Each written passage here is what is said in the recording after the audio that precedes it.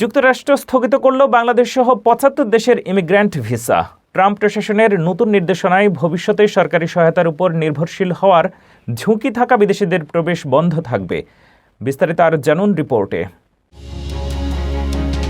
যুক্তরাষ্ট্রের ট্রাম্প প্রশাসন বাংলাদেশ সহ ৭৫টি দেশের নাগরিকদের জন্য অভিবাসী বা ইমিগ্র্যান্ট ভিসা প্রক্রিয়া সাময়িকভাবে স্থগিত করার সিদ্ধান্ত নিয়েছে। পররাষ্ট্র দফতরের এক ঘোষণায় বলা হয়েছে যে সব বিদেশি নাগরিক ভবিষ্যতে মার্কিন সরকারি সহায়তার ওপর নির্ভরশীল হয়ে পড়ার ঝুঁকি রাখেন তাদের প্রবেশ রোধ করা হবে। এই পদক্ষেপ কার্যকর হবে ২১ জানুয়ারি থেকে এবং পররাষ্ট্র দপ্তর নতুন যাচাই প্রক্রিয়া সম্পন্ন না করা পর্যন্ত বহাল থাকবে।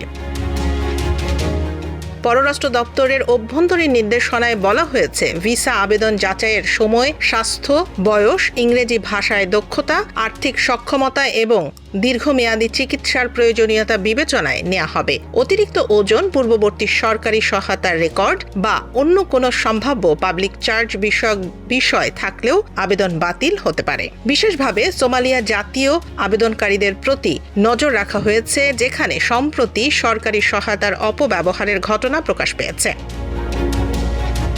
পররাষ্ট্র মন্ত্রণালয় জানিয়েছে, স্থগিতাদেশের বিষয়ে পূর্ণাঙ্গ প্রতিবেদন এবং আনুষ্ঠানিক ব্যাখ্যা পাওয়ার পর পরবর্তী পদক্ষেপ গ্রহণ করা হবে। ঢাকা দূতাবাসের মাধ্যমে নিয়মিত খোঁজ খবর নেওয়া হচ্ছে এবং কূটনৈতিক চ্যানেলের মাধ্যমে যুক্তরাষ্ট্রের সঙ্গে যোগাযোগ অব্যাহত থাকবে।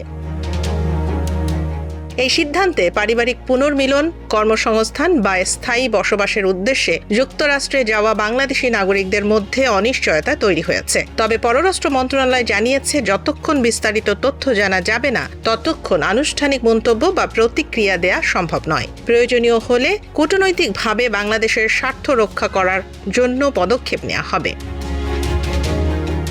এই স্থগিতাদেশের ফলে যারা বৈধভাবে স্থায়ীভাবে যুক্তরাষ্ট্রে যেতে চেয়েছেন তাদের পরিকল্পনা স্থগিত বা বিলম্বিত হতে পারে। প্রশাসন জানিয়েছে, ভিসা পুনর্মূল্যায়ন ও কঠোর যাচাই প্রক্রিয়ার মাধ্যমে এমন নিশ্চিত করা হবে যে নতুন অভিবাসীরা মার্কিন কল্যাণ সুবিধার অপব্যবহার করবেন না।